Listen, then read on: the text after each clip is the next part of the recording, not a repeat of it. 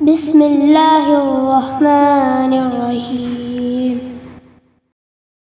ألهاكم التكاثر حتى زرتم المقابر كلا سوف تعلمون ثم كلا سوف تعلمون كلا لو تعلمون علم اليقين لترون الجحيم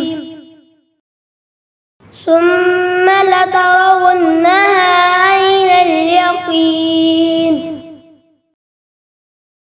ثم لتسألن يومئذ عن النعيم. صدق الله العظيم.